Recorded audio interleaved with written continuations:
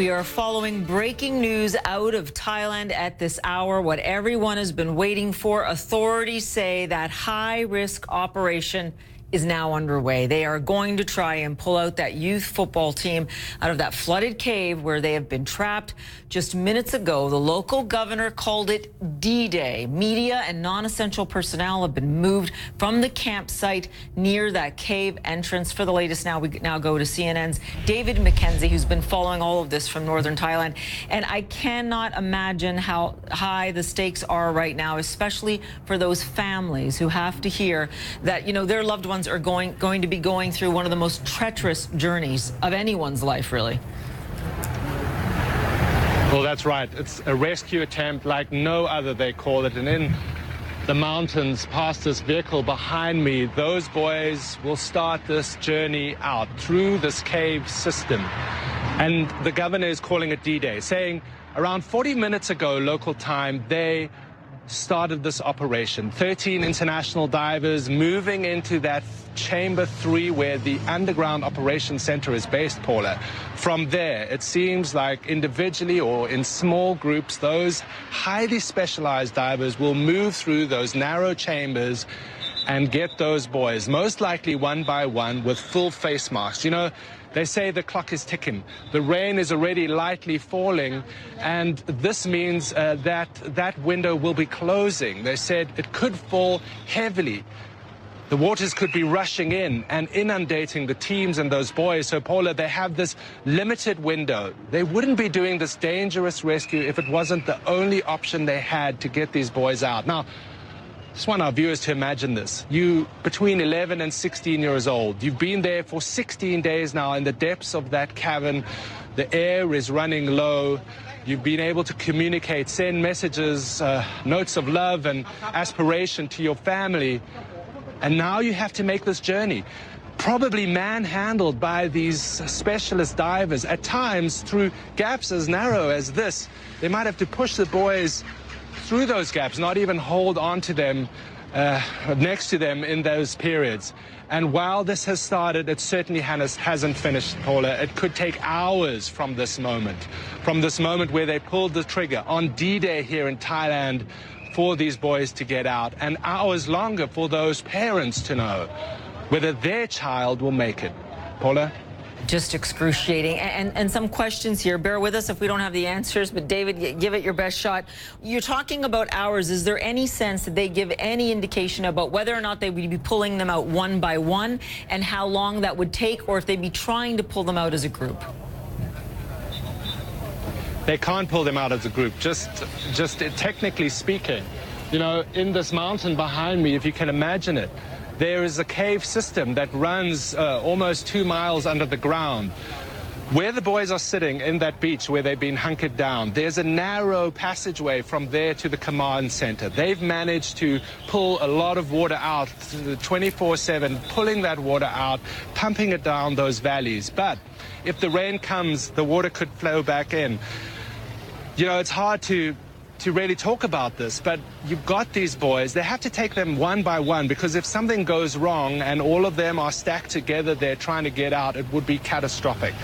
Several of the dive specialists I've spoken to in the last few days have said the biggest issue here is making sure those young boys, and remember what they've been going through, don't panic, that they don't pull off their mask or writhe and get stuck and feel that claustrophobia when those walls are closing in with those zero visibility. You know, they're confident that they can manage this. The best teams in the world are here, flown over from the US, the UK, from China, all across the world, military teams joined by recreational divers and specialist British divers who are seen as the best in the world. So, if there is a chance to get these 12 boys and their coach out, this team is the best on the globe to do it. But it's not going to be easy, and we'll have an agonizing wait in the coming hours to see if they can pull this extraordinary rescue off. Crucially, Paula, the governor said that they got the permission from these parents to do this operation. Everyone's on board on this. but the wait will be horrendous. They've closed off that area. They've moved the press away from the mountain. You can totally understand that. They need that privacy. The governor is saying that they've got medical teams at the ready. They've been planning for every possible scenario. The boys will be taken to area hospitals, either by road, possibly by helicopter. The hope is that they can walk out of there, but, you know, they're preparing for the worst and hoping for the best. Paula? Yeah, so interesting that they went to the parents to try and get some kind of permission. You could imagine how excruciating those conversations were, especially as they were outlining the risks to those boys, as you just did. You know, they described them, the authorities described them as very ready to get out. That had to be the understatement of their lives. And at the same time, have you been discussing with authorities there the fact that, you know, what is their mental and physical shape at this point, beyond the fact that they are, of course, very ready to get out of there? At least 3 in that cave. One, the coach most likely, and 2 of the boys, according to doctors' assessments, are not in a good physical state. Well, you can imagine that. They've had 9 days without food in the depths of that cave, thinking that their chances of survival were probably 0. And then out of the water popped this British diver who found them against all the odds. That was now some time ago, and there was that euphoria here in Thailand and around the world. Frankly, very few people felt those boys would be alive. They were hunkered down on that beach in that chamber. And from that point, you've seen this buildup of resources, of human ingenuity moving into this area, flying in from all across the world. This is an extraordinary rescue attempt, but you can't forget the predicament of these families. They've sent handwritten notes in Thai on scrap paper. We talked yesterday about the boy, Tun is his nickname, or Titun.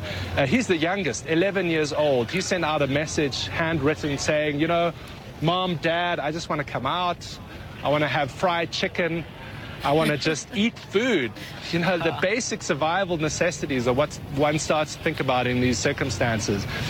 The mother wrote back, said she's going to be waiting by the entrance of that cave, that he's the only one for her, that, you know, they'll take him to that fried chicken joint in town. They'll share that meal. So there's this optimism and hope in this community here.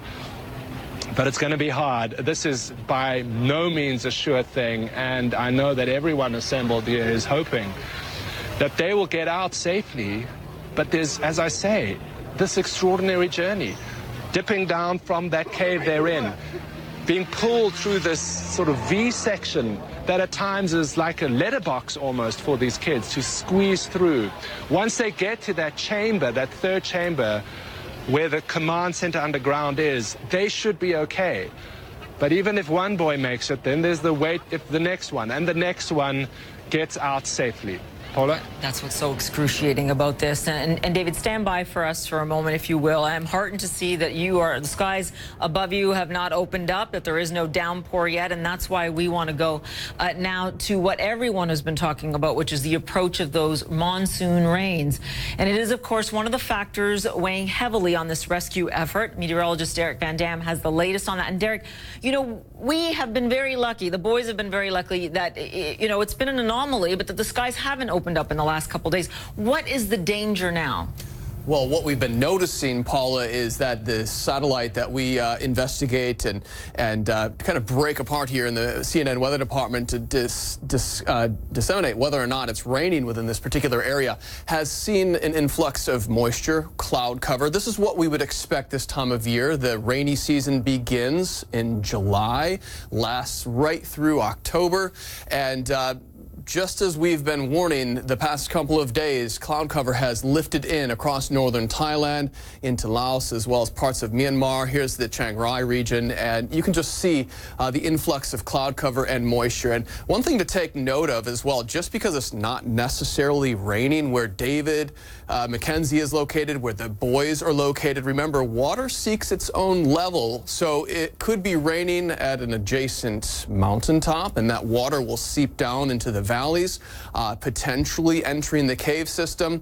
Not what we want to hear, but that's the reality of this situation. Now, this is the 5-day rainfall forecast total. It has lit up recently from our latest computer models. I've broken it down day by day so to show you exactly what we're expecting. At least through the rest of Sunday, remember it's midday Sunday there, we could get another 8 millimeters of rain. This compared to no rainfall that we've experienced over the past few days, aside from a few showers. But look how it ramps up, Paula, as we head into the middle of the week. So time is of the essence. We all know that.